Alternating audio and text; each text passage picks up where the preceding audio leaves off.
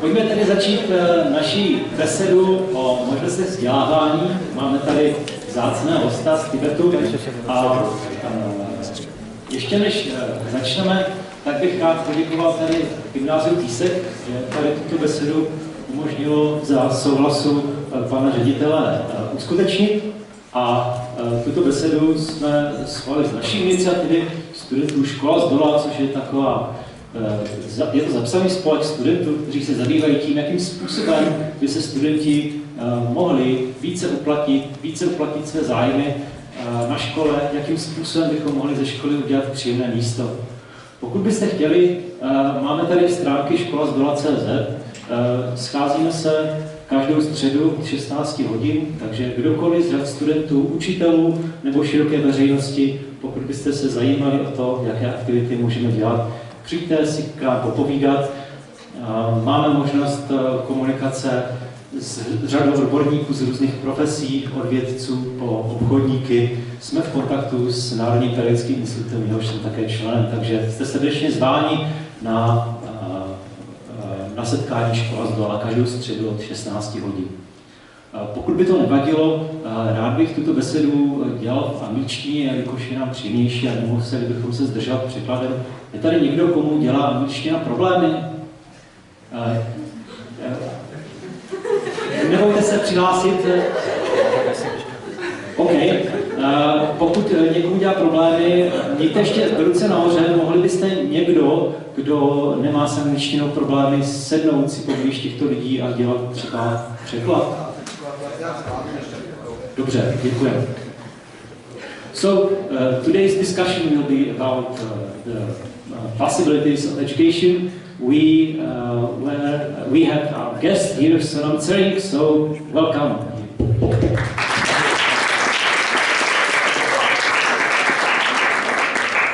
So, Sonam, maybe you could introduce yourself because it's better from first hand. Hello everybody, thank you very much for letting me talk here and giving me this such a good opportunity. So I'm very happy and I'm very excited to talk with the Czech young high school students because I never had the opportunity before. I had some talk with some student from university before, and I think it will be very interesting because you guys have a really interesting idea than myself in a living lifestyle, let's say. So I'm excited for your questions. I hope I can help you guys with my answer. And I myself born in Tibet in 1980, and I left Tibet when I was 2 years old with my mother because of the political reason, because our country is occupied by the Chinese communists. Probably you guys don't know the problem of the Chinese communists, but it is very similar to Czechoslovakia when you guys had occupied by the Russia at the time. When there was a communist here. So the reason why I left Tibet is political reason. So my mother moved to Nepal and she lives now in Kathmandu. So I was in the school, when I was a child, I was in the school in India, in northern part of India. So in India I spent until age of 19 in a monastery, and then after the 19 years I was living as a civil life. Before that I was in a monastery. So I studied Buddhism, most of the time Buddhist philosophy, and so you can ask, based on my kind of information, you can ask any kind of questions. Thank you very much.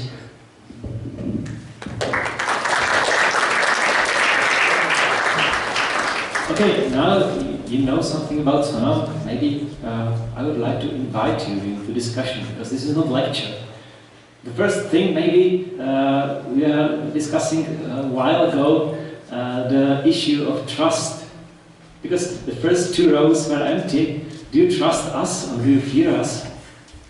Do you trust teachers or lecturers?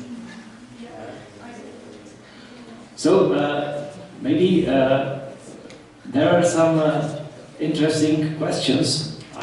I have written them here.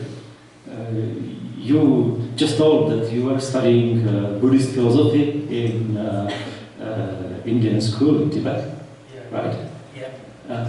And then I also read an article that you studied Tibetan yoga and mandala paintings, is that right? Yeah. And even astrology. Yes. Because here in the West, astrology is not considered science or something that could be taught. So maybe I would be interested if you could explain what's your insight in astrology and how would you introduce it to Western people? Basically, I study in a monastery, so because I was a monk, I was chosen as a monk because when I was almost 5 years old, I went to monastery, Tibetan monastery. And the reason why I went to monastery is Tibetan Buddhism, we believe in a reincarnation. So the reincarnation means you actually die and your physical body leaves, but we believe that your soul moves to another body. So I, like in this life, soul was moved from some Tibetan master soul moved into my body. So this is how Tibetan believes. It doesn't matter whether you believe or not. And what I want to say that this is the reason why I went to monastery, because they found me as a reincarnation of master. So the master had a lot of students in the monastery, so that bring me actually to the monastery. So in a Tibetan Buddhist monastery, education is basically educating your mind, how to be a life more happier. This is very much connecting to the Tibetan society also, because we are the Tibetan society, whole entire Tibetan society is very much connecting to Buddhism. But when you talk about the Buddhist knowledge, there's a very much connecting to Tibetan Buddhism and the Tibetan culture, which is two different things. Sometimes people think the Tibetan culture things are Buddhism. Sometimes it's wrong, because there are a lot of things that is culture things. It has nothing to do with the Buddhism. So in Tibetan monastery, as education is Buddhism, and so based on that, you are training in the mind. So because we believe that your daily life, or you have to live your life, so your daily life should be living happier. You should live happy life. So Buddhist philosophy is giving you a lot of opportunity to understand, to find out where is the cause of problem. You know, cause of problem, because everybody knows, maybe in Czech, you say, for example, karma, you know, like everybody said karma is dharma or something like that. Everybody knows that. But karma is actually, it's actually true. It's really, karma seems like free. Maybe it's not free because it has a cause and condition made by your own self. You did it. You bought it. So that's why we believe also a lot in karma. So we believe that if you train your mind and then, because our mind is distracted on so many things. For example, according to time, a long time ago there is no mobile, there is no internet, there is no computer, but people are distracted in different things. So principally the Buddhist teaching, it works even after 2,500 years ago. It was taught in that time, but the method of solving your human's problem, it's working even today in 21st century. So that's why we have this mind training kind of teachings. And of course, Tibetan monasteries are related to Tibetan culture. So we had an ancient culture which is called shamanism. It's called a burn tradition, and that is very much connecting to astrology and Tibetan medicine, These are like a more like a cultural knowledge from the Tibet, because the Buddhism itself actually come from India, not from Tibet. We are the one who actually kept the religion or Buddhism keep until now strong. So the astrology is very important for Tibetan culture, because when people are born, we do according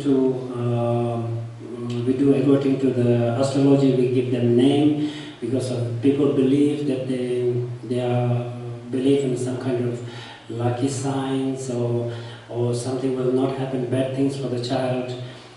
Or also people when they are sick, what kind of cause of the problem. It doesn't always, the sickness is always not connected with the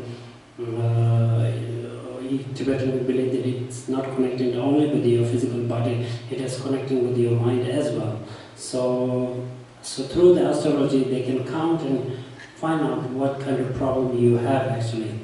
Also when you die, in Tibetan we believe also that when you die, your body is supposed to not touch for 3 days, for example, and we are not allowed to touch the body. So it's because we believe that the soul leaves the body, and the body is dead body.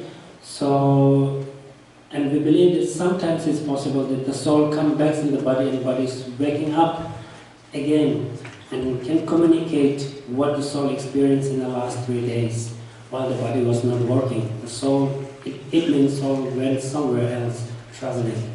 So these things are very important. Sometimes, according to astrology, it can say the body should live for 7 days, because after 7 days it's possible the soul will come back into the body and try to say something or try to give you some information. So these are the reason why we have all this kind of education. So they are a little bit mixed between culture and Buddhism, you know. So sometimes even the Tibetan people have a problem to understand what is what, because every Tibetan doesn't have a proper knowledge of Buddhism. Yeah. So what I understood is that Buddhism is a kind of way to happiness, is this right? Yeah. And astrology is more a spiritual thing than science. So I would like to ask maybe the public, when you heard something about the spiritual dimension of it, who would prefer if the education here would be more spiritual, and who would prefer to stay with our classical subjects with hard skills like math or geography? So maybe just try to think about it for a while. Now try to raise your hands who is pro more spiritual things. 1, 2, 3, 4, 5. Yeah, okay, I'll try to count. And who is pro classical stuff? Yeah, that makes sense. So majority is here more scientifically oriented. Maybe it would be the right time that we can play the video about Tibetan school. Yes. Okay. Thanks.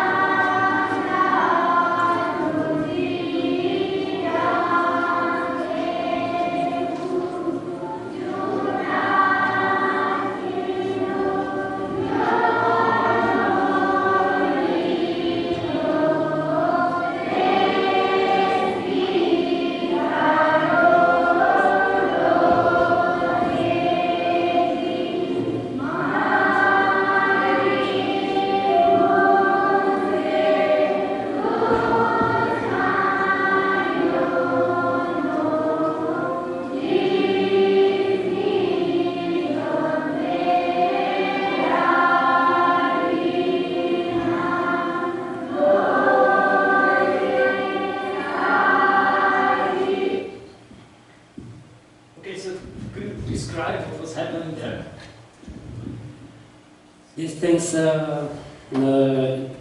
this is usually in Tibetan school happens because this morning prayer is actually praying for. These prayers are actually, I'm not sure whether those kids, they know what they are praying for. This is what usually happens. That the Tibetans are praying something, sometimes many of the Tibetans doesn't know what it is for. They think, some of the people think that they are praying for God. So that's what I'm saying, like they don't have sometimes we Tibetans have also not proper knowledge of Buddhism. But I know what is happening there because since it's a school, in a school it's very important to have a good wisdom.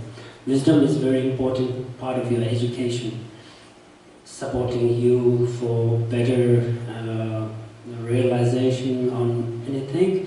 So that's a prayer for the, it's called in English called, in Sanskrit it's called a bodhisattva. Bodhisattva is actually a person who are enlightened.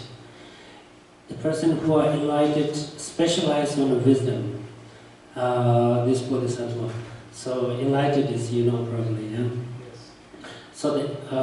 So they have a certain kind of wishing or kind of praying that give me wisdom to have more, like I don't know, yourself more bright, more wise, to help others. You know, like you, because Tibetan society is like that. Like whatever you learn, you study, education is a learning for you to become yourself happier. So to become happier, first of all, if you logically think, you cannot be happy without the proper happiness, cannot be happy not thinking to others. If you want to be happy, you have to think about others first, always. If you think on yourself first, you will be never happy, that I can guarantee on that. Yeah, so that's why wisdom is important. You are praying to get the wisdom, but you are praying it, motivation is very important to help others. There's maybe a recipe how to follow the way of happiness, but we live in different conditions and we just can't copy and paste it. For example, I also would like to ask, please raise your hand, who is more spiritually oriented? Maybe one, two. And who is more, let's say, secular people? Is there a secular one? Also one. So I skipped lots of people. Can you be spiritual, secular, or maybe technical? Who is technical? Well, can anybody talk on this scale, which term I skipped? How are you oriented? Or what's important in life? You don't? Yes, you don't care. It means that it's not that important thing in life, right? Yes, maybe. So, but do you want to be happy or not? Who wants to be happy? And who doesn't want to be happy? One? No. So, the issue is, how can we be happy when we hear some recipe? How is it done in Tibetan society, which is more spiritually oriented than ours? We just can't copy and paste it. We must have dialogue. We must talk. It would. So you can ask. Yes. You can give the opportunity to ask, or if somebody have questions, you can ask, and we can discuss more about that. That's right.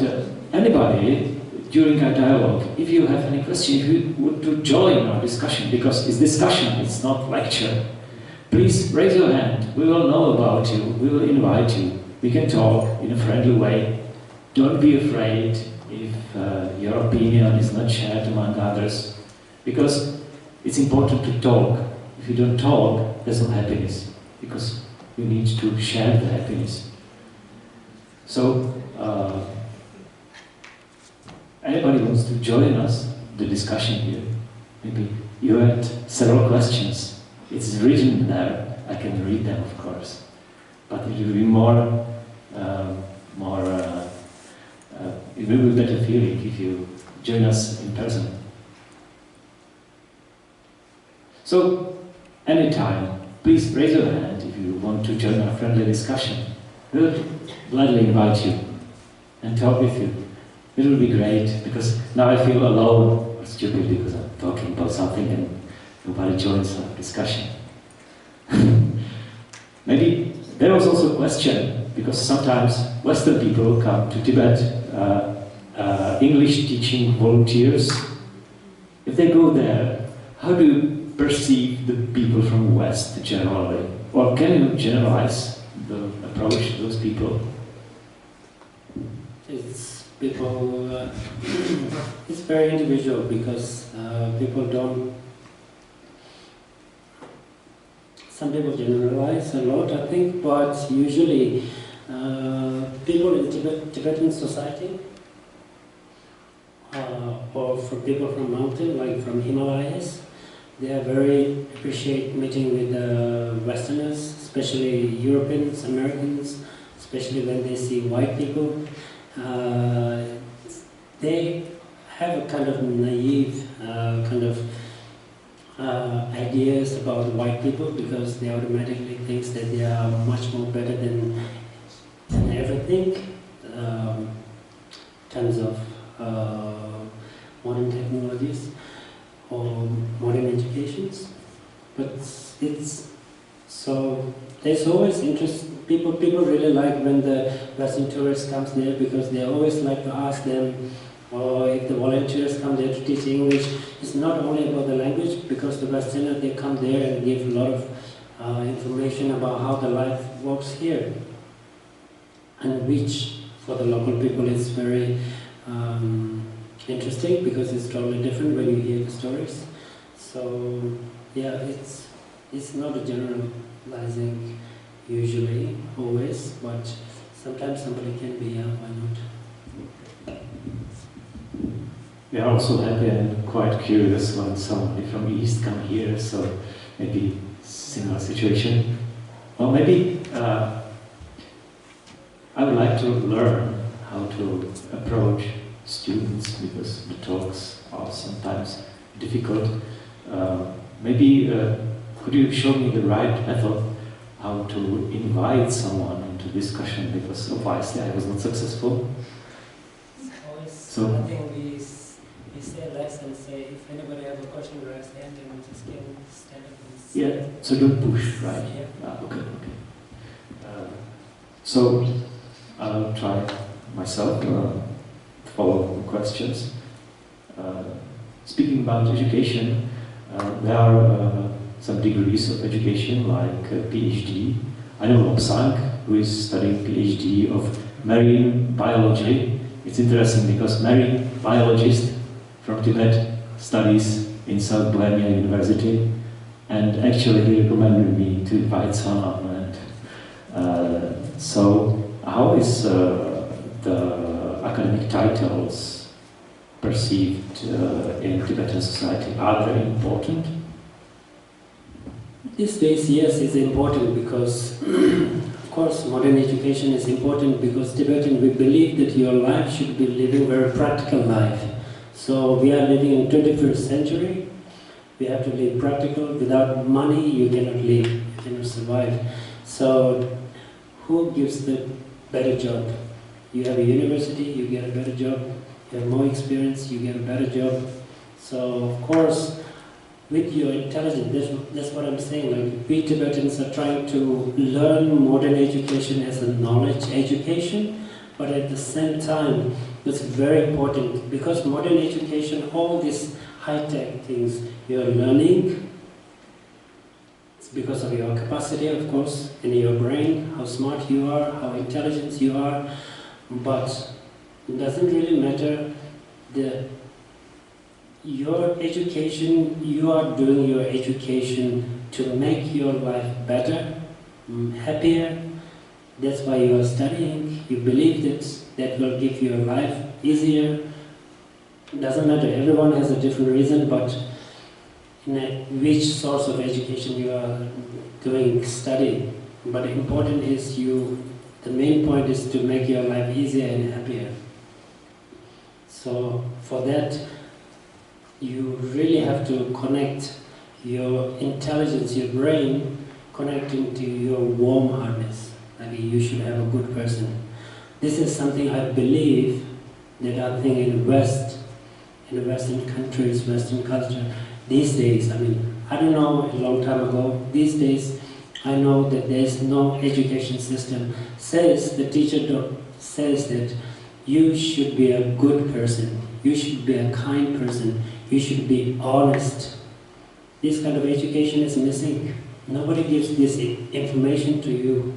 So that's why I think what I believe, the connection goes far, as the human connection is going far between teacher and the students. Because you should love them. As a teacher, you should love them. You cannot... love is very important, because we believe that only love we know from the beginning is our mother. Mother gives you love for 100%. You don't have to doubt about that. She gives you birth, she gives you everything until you walk, I don't know, whatever. But of course, there's a better mother or good mother, or I don't know, it's different. But all the mothers, I believe that they are doing according to their capacity. So love is very important, I think. So that's why in Tibetan society, in the school, even in normal school, it doesn't have to be monastery. School like here, the teacher will really talk about be kind, be honest, don't cheat, don't lie, don't harm others. These are very basic knowledge what we are giving to, even in the society, communication is going like this. So these are the things I think very important, what I believe. Okay, maybe we can try to make connection with teachers. Do we have any teachers here? Please raise your hands. Only one? Two. Yes. So, I want to ask you, do you love your students? Yes. Okay, that's a positive response. Please, if you love us, would you have some time, let's say 1 hour a week, which we can spend together and talk and develop our relationship? Yeah, that would be great. So maybe if somebody would like to join our talks and develop our better relationships, you are also invited every Wednesday or other day. Maybe after the discussion we can talk which time do you have free time, and we can accommodate. We would very much appreciate to talk to teachers and to develop relationships. So, sorry, may I just react? We asked if we are able or if we want to spend some time with students. For example, me personally, I miss something what was called class lessons, just the class teacher and the students. And I think there are lots of problems we could just talk about or solve, but it's not possible to put it in our schedule because students are here about 33 lessons in a week. We are here about 23 as well, and all of us are very busy. And I really missed this one lesson, for example, twice in a month to talk about problems, because we are about 30 in the class and we really share some problems, but we don't talk about it. Students obviously don't come to see the head teachers and they don't say we've got problems. They share it via internet, but I don't know about it and I can't help them. This one I really miss. Okay, maybe we can discuss it here if you want to join us. Yes. Yes.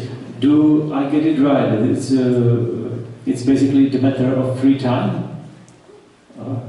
And maybe also like the will. If the students would like to come, maybe in their free time, if we want to come in free time and be together, I don't think we do have to have some perfect plan what to do during those 1 hour or 45 minutes, but just to be able to stay together and try to improve relationships. and maybe to talk also about ethical problems as Sonamem did. Okay, so maybe.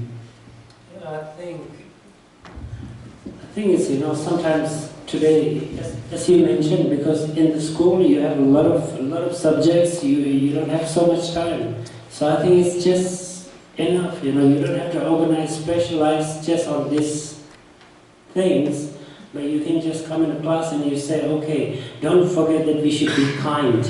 Just give her 2 minutes on this. Just talk about it.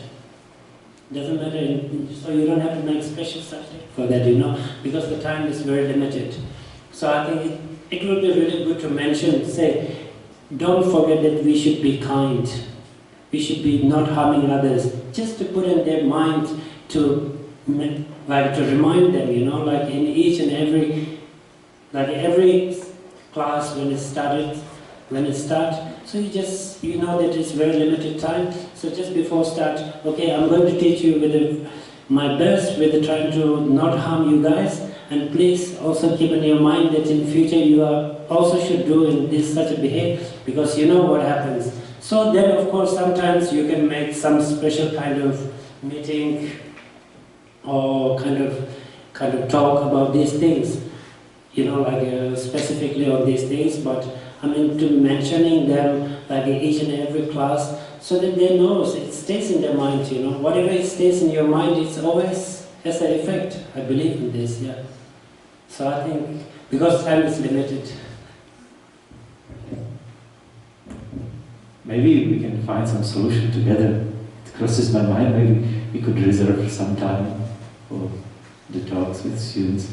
I don't know, maybe we can talk about it later. So there was also another question, what is the relationship, or what is the, which is the role of technical subjects on Tibetan schools? Because you were talking about Tibetan yoga, Buddhism, paintings, astrology, and it's all spiritual things. So are there also some technical classical subjects? Today's schools, yes, of course. In India, the schools have a completely the same kind of subjects, all the mathematics, science, all things. Like there are a lot of Tibetan doctors, there are a lot of Tibetan engineers and different things. Because as I said, you have to be a practical, so means 21st century, you have to live, you have to earn money, you have to work with the money. You cannot avoid not living without money. You want to live, only with the spiritual things, which doesn't give you money. So you have to study, but then at the same time, we have all these education systems. Then of course somebody wanted to just focus on the spiritual things. So there are also people who are specifically like specialized on Buddhist things. That means you are basically specializing on Tibetan yoga, because yoga is also, today through yoga, through meditation, you are also able to live your life, because you can teach yoga, you can teach meditation that benefit others, that helps others. So, and people today, especially in today's 21st century, the more and more, day by day, people are realizing there's something missing. And that is something which is connecting to your spirit, your soul, yourself. Because we forget about ourselves. We don't focus on us, we focus always to others. Oh, she is good, she is bad. It's easy to say to somebody is good or bad, but we are not able to focus on ourselves. We're completely lost, we are flying, our mind is flying. I don't know, he's flying with the mobile. I myself flying with sometimes with the PlayStation also. I play PlayStation with my friends. Yeah, I mean like everybody has a different, for example, your mind is, even the monk in a monastery can be distracted by some nice girls, for example. He can be distracted by somebody, so our mind is just flowing. It's just, it's very realistic. This is reality. We have to come to the reality. Our mind is distracted by so many things. So that's why we forgot to concentrate our mind, be in the present moment. Present moment doesn't mean that you don't think, you don't, you meditate and you sit like this. That's meditation, but meditation is not only sitting like this. Meditation means much more than that. Meditation means you are in the present moment, knowing what you are doing, each and every moment. And that is called a concentration. So once you know that each and every moment you are knowing what you are doing, then it's very good. Because you know that you are doing it bad and you are aware of that. Then you won't do it, because you know that you are doing it wrong. We are doing it, usually we don't know why, because we are thinking too much. Like, okay, if I will do this, and then I will get that result, and then if I will do that, and then that result, then your mind already fly maybe thousands of kilometers away, but you are still here. So you have to live in today, like right now you have to live, you are living now, you are not living for the future, you are not living tomorrow or whatever, but of course to have a plan is good, but also at the same time living your life now is very important. That means your mind should be concentrated now what you are doing, otherwise we have a lot of problems, because we all are not perfect. We have a lot of problems with the negative emotions. We are easy to get angry, we are easy to get jealous, we are easy to annoyed by something. But once we are focused on things, for example, we are able to be in the present moment. For example, somebody say, you are stupid. So somebody said you are stupid. Doesn't mean that you become stupid because of somebody said. You have to think on that. The person who said stupid probably said with the angry, with the unhappy. So there is problem there. So if you understand that, in that moment, it's called a present moment.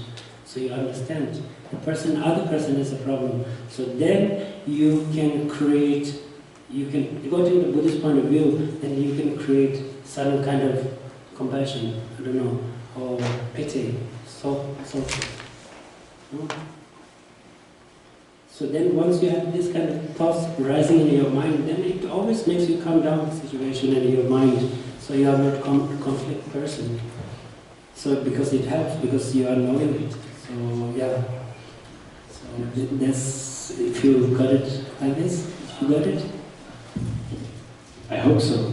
To focus on present moment, not to get distracted by negative emotions, let's say, and other things. Sometimes I feel it overwhelming. Maybe are you sometimes distracted in a way that the Sonam explained?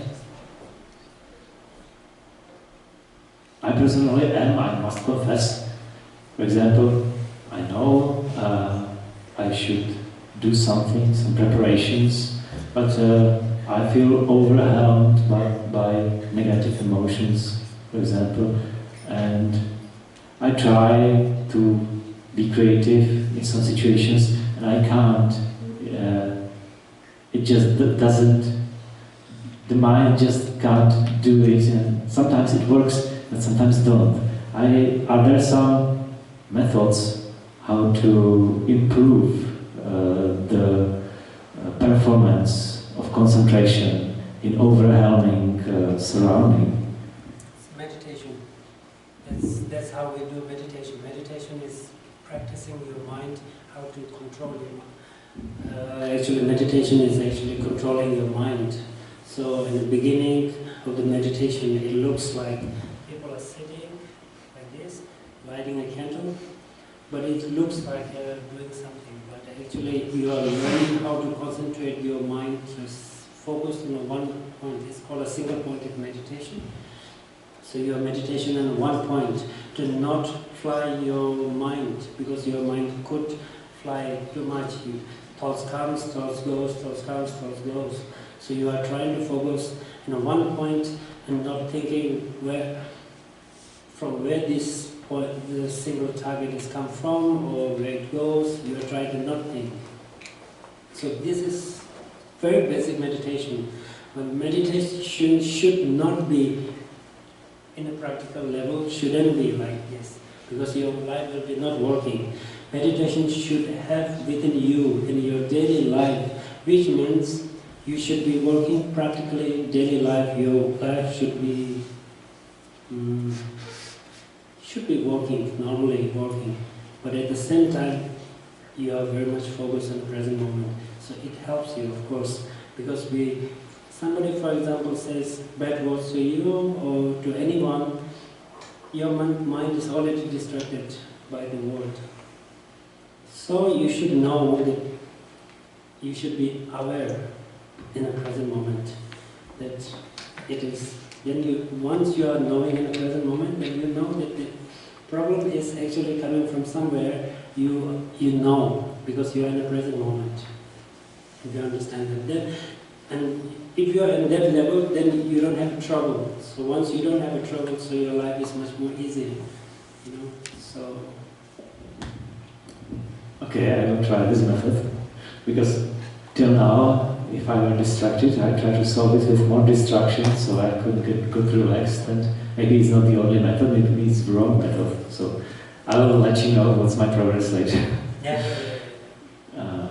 By the way, there's some inspirational points you showed me or others. Are there anything inspiring or Western culture to Tibetans if we take into account that we are often distracted and maybe not too happy? So is there anything that inspires people in Tibet from West? If we, like Tibetans, inspire something from you guys, like from Western culture? Yes, it's inspiring because, for example, you are talking a lot about happiness, and it's lots of what personally I can think about. So the question is, if I'm inspired by Western culture, there's something what inspired me.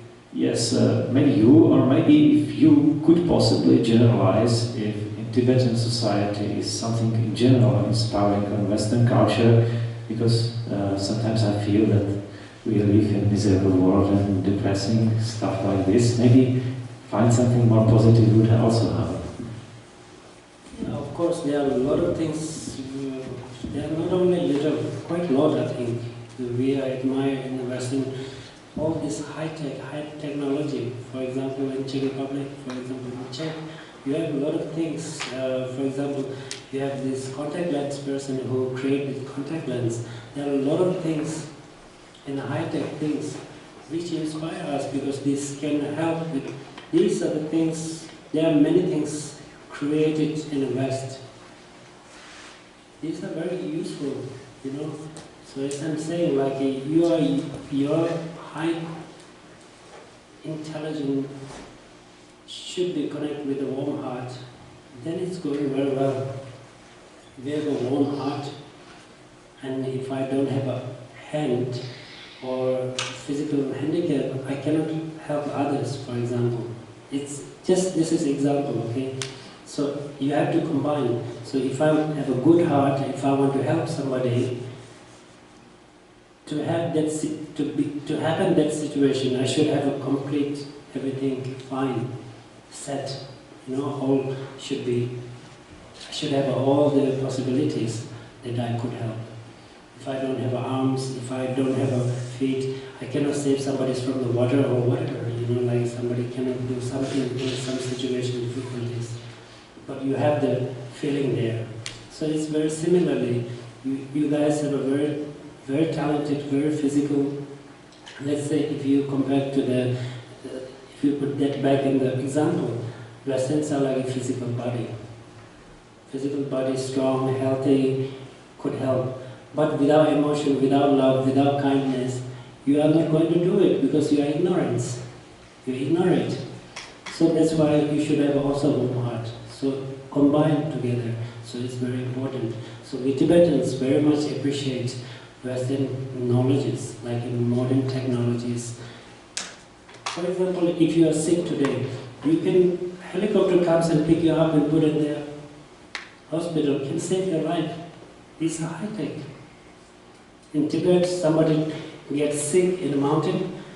To get into the hospital, it will take like days and days, maybe riding on a walk or riding on the horse or something. So these are things we are appreciating, but this modern technology, of course, we should, like your intelligence should combine with your warm heartedness. I think it's very important. Yeah. Okay. Oftentimes modern technology comes with price. For example, we produce lots of waste, and we got distracted by modern technologies like the social networks that distracts us from direct connections. Oftentimes when we talk to somebody, then somebody got a call and leaves the community and start to talk with someone distant, so he's not actually present. So it's difficult to combine this with warm heart. Or do you have any recipe how to live with technology with warm heart? Because technology is very cold and very non-kind, and it drives us to more technical life where happiness and warm heart has little place. For that we have a brain. You know, for that we have a brain. Yeah, so we have a brain, we know. So I'm saying, like, the modern technology, high-tech, is important, and when and how to use, apply, it's up to our brain, and for our intelligence, how much is necessary. So everything's not depends on somewhere, it also depends on our mind, our thoughts, our brain. So that's why we are learning how to control our mind, so we control. So warm-heartedness is something that you really trying to help others with reason. You find the reason necessary to help. You find the reason to help. Why you are helping? Because there are some problems. When you see the problem, you come up with a compassion. So that's it. So once you have this compassion, and then you come up with love, kindness. So it's really like a modern technology is that high tech will never tell you be kind or be this or that, you know. But it's up to us. We have to work on that. We have to, you know. That's why we have a brain. If you are realizing, because you are aware of that, you are knowing that we are distracted by the social media, for example, internet. You said, right? So you are aware of that. Of course. Yeah, so you are aware of that. So that means you have to do it against. So this is not good, so don't do it. Yeah. So you have the brain for that. Yeah. So that's why your brain knows. So knowing it, doing it, that is wrong. Knowing it, then stop it. Don't do it. Because stop, you can stop. If I want to touch, you say, I can touch, but I don't have to touch. So it's the same. I don't have to touch. So it's same. Your knowing is not good, so don't do it. That's enough. If you don't know, that's the worst. Okay, that's quite simple advice.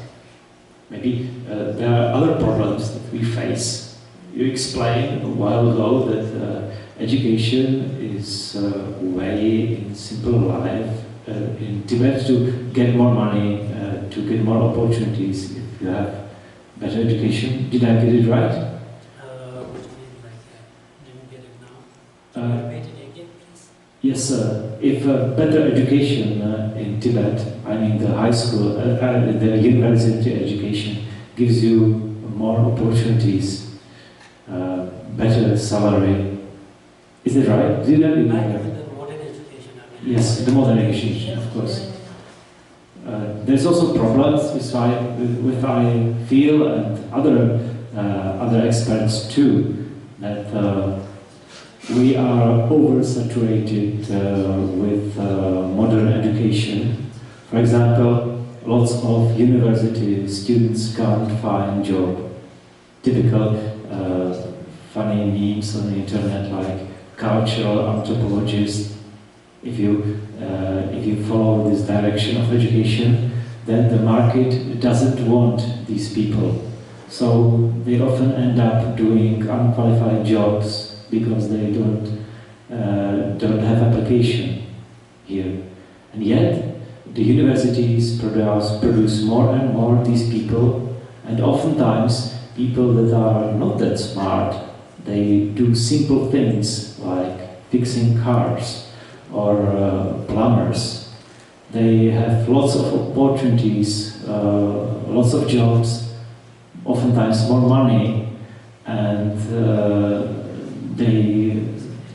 I feel that it used to be that those people were not on such high social level, but today we appreciate more and more. So I would also ask you some opinion. Do we really need higher education? Or if we do, should we focus on different topics like happiness you mentioned? Because nobody cares about happiness in a society. Happiness is something your personal thing and you should not spread it among others. Sometimes I have the feeling, please, if you have different opinion on that, just ask me, or ask us, or tell your opinion. So, is this effect also in Tibet, that some university education is not required and those people are still produced and students continue to study these subjects? I think it's not really progressing by the university, I think, It's just individual choice, because when you go to university, you choose something. So that's what I'm saying, it has connecting with your brain. You should be smartly choosing what you are choosing. You cannot blame, like, oh, university is producing more students and this. If you realize that, okay, the first year the university students who finish the university, they don't have a job these days because this subject is not useful these days. So you should think, you should be practical too. That's what I'm saying, you should be practical. You should be aware of what is happening, be aware. So cannot blame what, there are not only one type of university, there are certain type of university exist. So you should be smart, you should be aware what kind of... It's also difficult because it's complicated to say, because somebody only follows what they like. They don't think about the situation after or behind. Somebody say, oh, I like doing these things and I want to do only these things. But maybe what you like doesn't give you good job, good money, or no job at all. So that is the thing. So if you want to have a good job, you should think, you should use your brain. You should be smarter. Of course, I also discussed this topic with university teachers, and we came to the conclusion that the students oftentimes don't have the experience what the study on the university really looks like. For example, many people that likes nature only goes to study botany or some study animals. But in reality, when you continue these studies at university, you have to kill lots of plants and lots of animals. So it's actually against what you want. And some teacher told me that oftentimes university students realize what they should study some 2 years after they finish the school.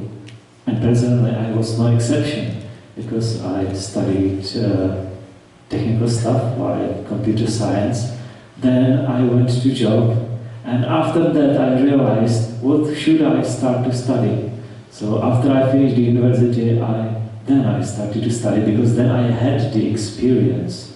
Then I knew what to do. But the problem is that oftentimes I have the feeling that we continue like the bus that has no driver. Why are we doing this? For example, well, it could be controversial, I would like to skip it. No examples. But sometimes we just continuing doing things and we don't know the meaning already, and yet we continuing doing this because everybody does this. Maybe I have some example that is not controversial. For example, if you sign document, subscription, everybody can fake it after 5 minutes of training, and yet when you go to some bureaucrats and they want to sign you some paper, they consider it the proper way how to do authorization, how to prove that it is really you. And it is ridiculous because everybody can fake it, and yet it is largely expected. And everybody who finishes some account studies or so requires to do others, to continue this nonsense, to sign something, to make some really ugly picture on some paper. It doesn't prove anything, and yet we continue doing this nonsense. And nobody thinks about it. Why are we doing this? Everybody can fake it. And nobody thinks about it, and we continue doing these things again and again. And these things are many, and actually, sometimes, how to solve this when we continue doing something that doesn't make any sense anymore? Do you have any clue, anybody? Or maybe you, some? It's really, I think it's really individual like things, because you cannot talk like this in general, because we all have a different capacity of understanding, different capacity of intelligence.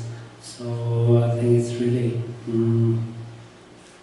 difficult to say, somebody's doing stupid things and doing it again and again and again, but it's maybe somebody's really not aware of situation, because we cannot judge what the person is thinking or what is in the mind. That's really hard to say, because usually what I'm like, as I said, like you really should use your brain, because your intelligence used and on a proper way. So that's why there exists also, like in Tibetan we have also this education, like a logic debates, also like you do a lot of debates in the Buddhist philosophy, for example. And so it's developing your, logic things, how things logically works. So because once you have a good logic, it helps to make you better common sense. Because the common sense is also very important in our daily life, because if you don't have a common sense, you might hurt somebody without knowing by yourself, because you don't have a sense of common, you don't have a common sense. So these things are developing is very important. Okay, sometimes I even know that I do things sometimes that doesn't have any common sense. For example, when I was talking about the distraction, sometimes I feel weak to do anything, and then I got distracted more by playing computer games. But I have the experience that when I was a little kid, then the computer games started, the 8-bit computer games, and it was a very nice period of time because parents just left us with computers. We were doing something on keyboard and they thought they are a little genius, they interact with computers because they didn't even know what does it mean. And today I see parents who are excited about their 2-year-old kids that just swipes the picture on mobile phones, but they just don't know that they are not educated but paralyzed by the technology. And they got used to mobile phones, because I got used to computers. I have feeling from my childhood that if I play some stupid computer game, it makes me happy. So if I feel weak or sad, I play computer games for half an hour and then I feel happier. It doesn't have common sense, because it's just some maybe fixation from childhood, but it's very hard to overcome it. Sometimes I can do it. I can follow your recommendation with the meditation, but it's very slow process and hard to overcome it. Maybe do you have some bad habit? Because as said. Now I remember one thing from you, because you said that for you, when you have distracted your mind, or when you have a problem, when you're unhappy, you rather distract your mind to something else. That's actually fine, it's good. But that will never give you the proper quality happiness. Never. Because you are running out of that problems. You are trying to running. Of course, I understood it. Yeah, that's what I'm saying. So what I want to say is, if you want a proper happiness, you should not run away from the problems. You should face to this problem. You should solve the problem, not run away from the problem. That's what I mean to say. You know. So that's one thing. But meditation things, you are right. It's difficult. It's not easy. Of course, meditation doesn't come in 5 minutes and 10 minutes doing things. Buddha meditated for 6 years to become enlightened, to realize your own nature, self. It's not easy. If it's easy, everybody's enlightened, everybody's in a nirvana.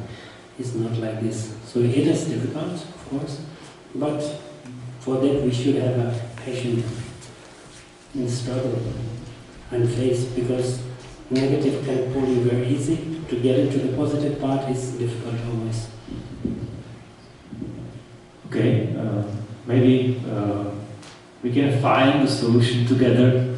So maybe you can meet with some of you that might have a clue how to solve our problems, and I would appreciate if you join us to Tea House every Wednesday, so we can discuss it and find more and more effective solutions to our problems. Because when I look around myself, of course, I see many problems, but others see many problems in me, and then the discussion just deteriorates. Maybe also you were talking about enlightenment. I find it maybe a bit misleading, because from history lessons, anybody teaches history from the teachers here.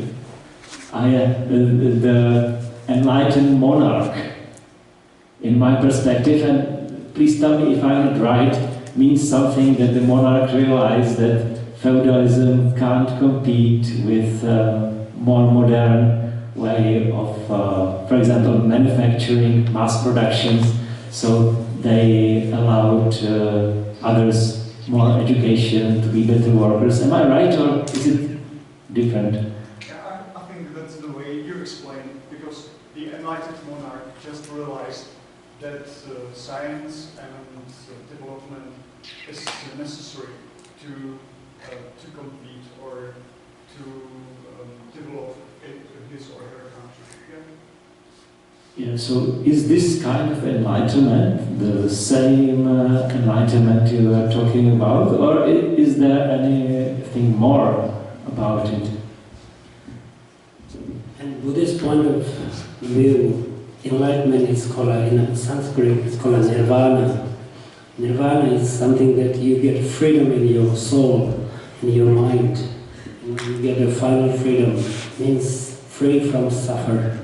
We are living with the suffer because we are not aware of our own situation. We think the problems are out there, so we are trying to solve, we are trying to run in, we are trying to find something better solution. But once you are an enlightened person, you are realized, when you totally realize that you have all the problems can solve within you, you can solve the problems. And once you solve and you are living in that state, and your mind is in that state, and that state called nirvana. Okay, talking about sufferings. Does anybody know or experience suffering sometime? Or everybody lives in nirvana? Maybe can you raise your hand who experienced suffering sometimes in your life? Yeah, quite some people. And who lives in nirvana? Nobody. I kind of hope so that we find some enlightened person here.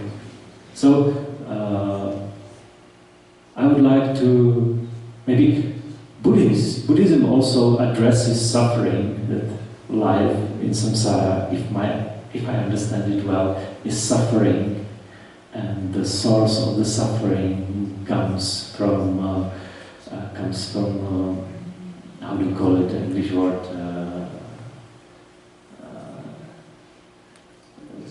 Desire, yes, desire. Thank you. I couldn't even find a Czech word. Now I'm getting tired. So, can you please elaborate about it a bit? That's true.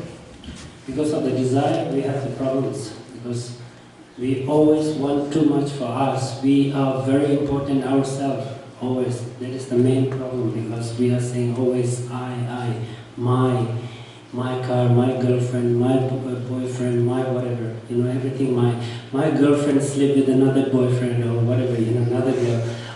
Problem, people get jealous, people get angry. Why am I, like you always have too much I in you.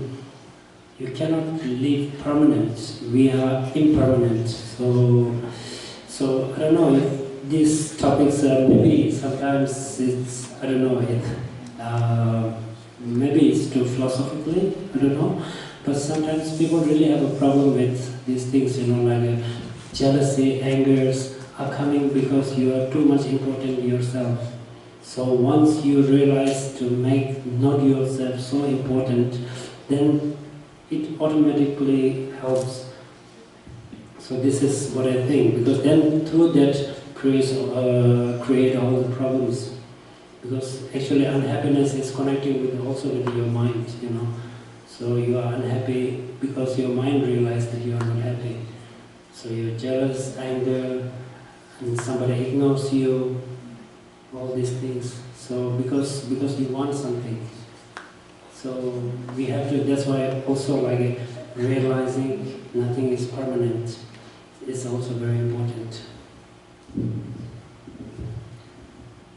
Okay, but there are some places where I feel good when I find it very easy to find the way from telling the world from perspective I, just like you said.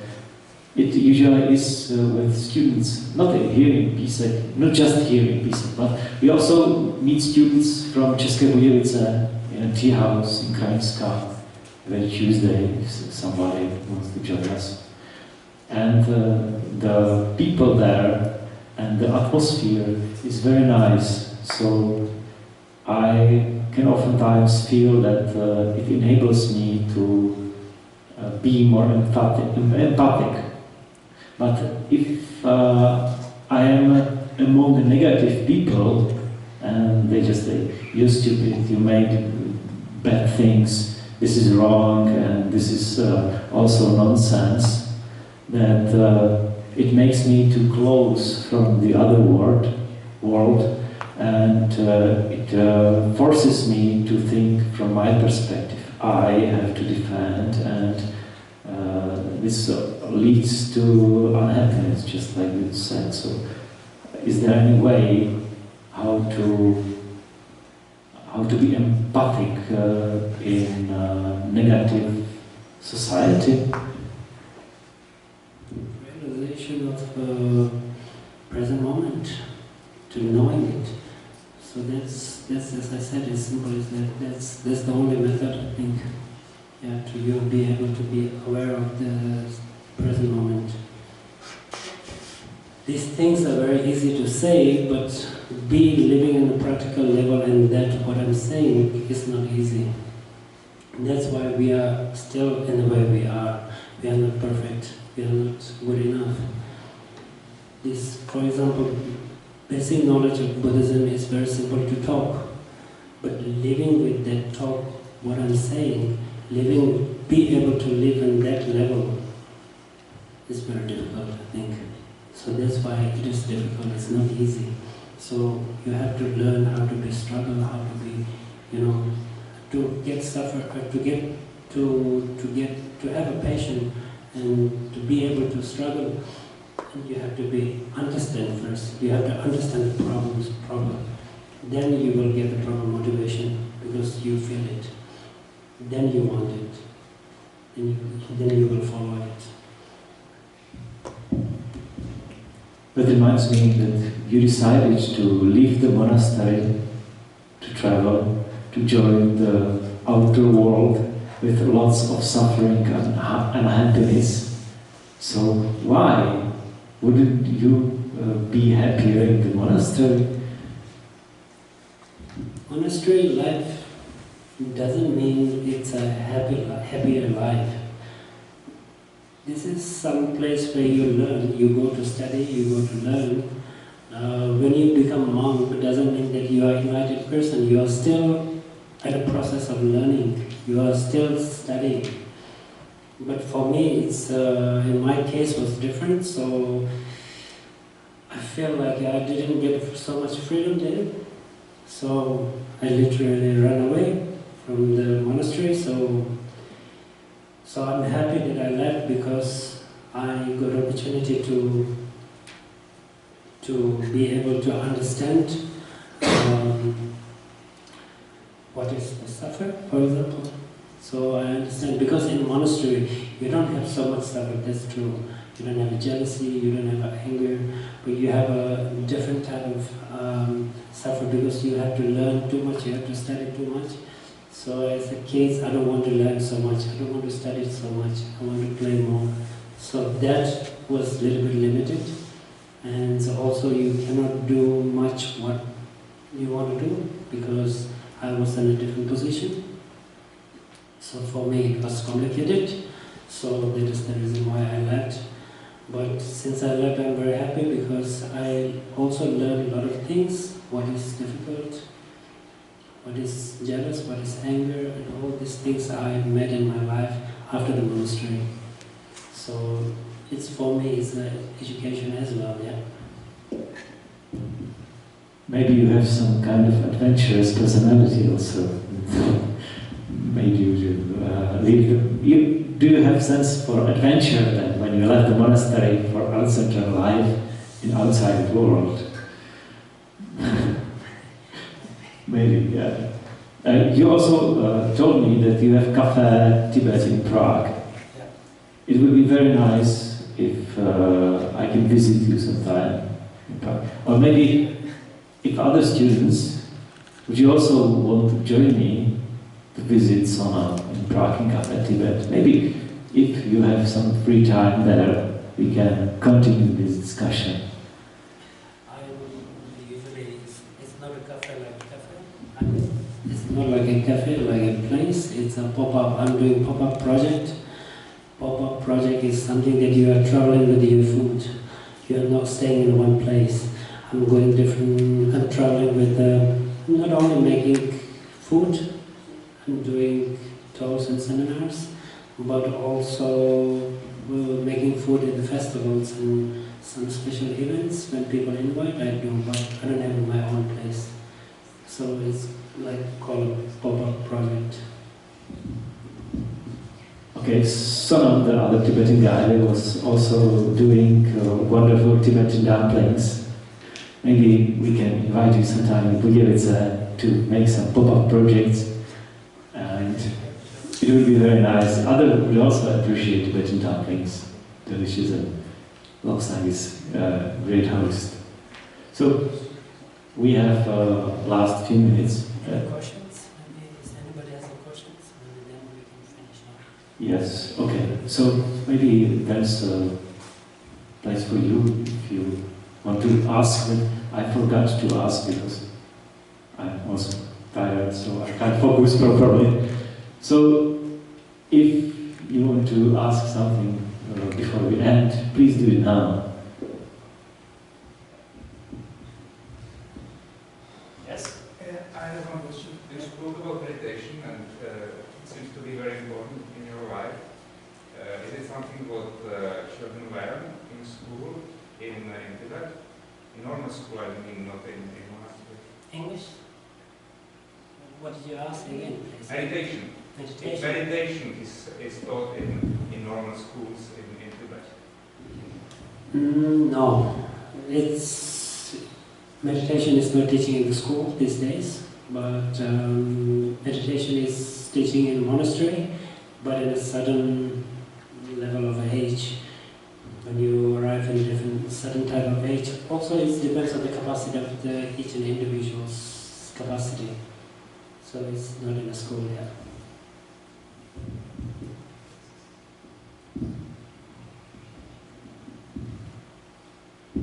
Yes, please. I have a question. I ask, how old are you when you left your monastery? When I left, you mean when I left? Yes, when you left the monastery. I left when I was 18. And how old are you? 40. So we have 4 years left. Yes. Then you abandon this monastery and go to outside world.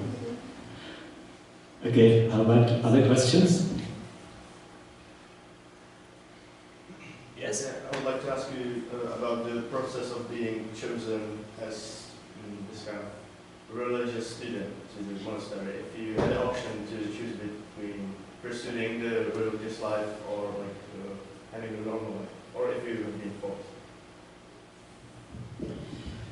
Usually it's always different. It's not the same situation for each people, because some people, they are very much religion, like they believe in Buddhism. So the family wish to have somebody from the family become a monk, and they send their child to monastery. And some people, they do it because they are not so rich family and they have many children, so they send them to monastery because you get the education, food, place to stay there, so they send like this.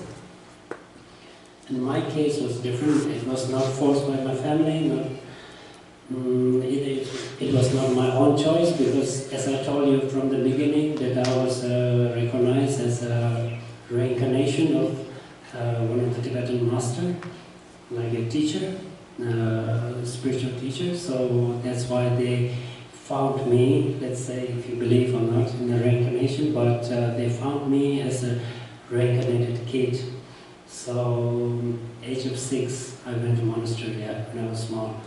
It was, if in our tradition, if my parents say no, it is a little bit not so polite in a society. So my parents has to give to the monastery. So that's why, that's how I end up in the monastery.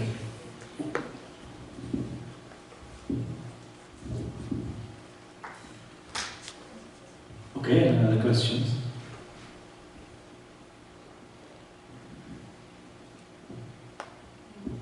Yes? Could you see your parents when you were in monastery?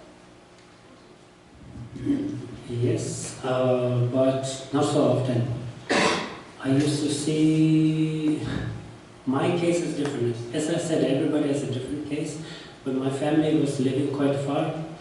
My mom, she used to live in Kathmandu, Nepal, so which is very far from the place where I was growing up. So I see my mom once in 2 years, sometimes 4 years. So, like as a child, I was growing up quite alone.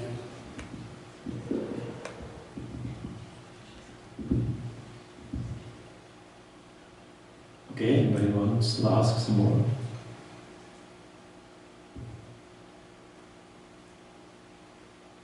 Yes? I would like to ask you if you got any connection with Czech Buddhists, if they seek you and ask, for example, for advice, or not. Can you Sorry, if you are connected with Czech Buddhists, some person who believe in Buddhism, if they try to seek you and talk to you or not. Yeah, many. And how many Tibetan Buddhists live in Czech, do you know? I don't know the numbers, but I know that there are a lot of Czech people interested in Tibetan Buddhism, but there are a lot of different communities. But I know some people, like in a personal, but not many. I know some people, yeah.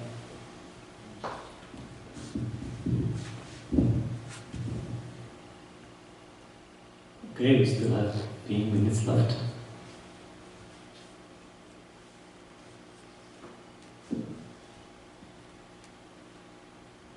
By the way, Sonam, when your bus leaves back to Prague, Sorry? the bus. I have to check. Yes.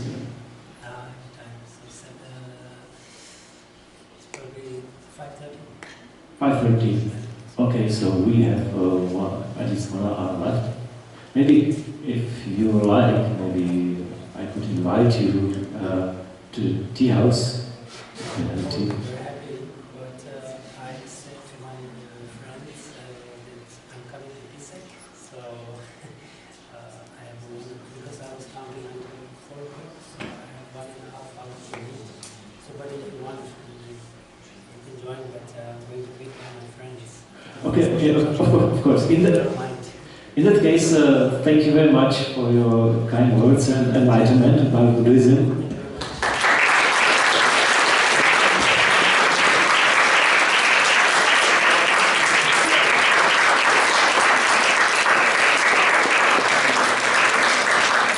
Can I make one, like a group photo with the students? Sure, of course. Can we make a picture with you, Rebecca? Can I make one photo? Yes. Yes, please, can you join us at the stage? Can we make a picture with you? Sonamem appreciate it.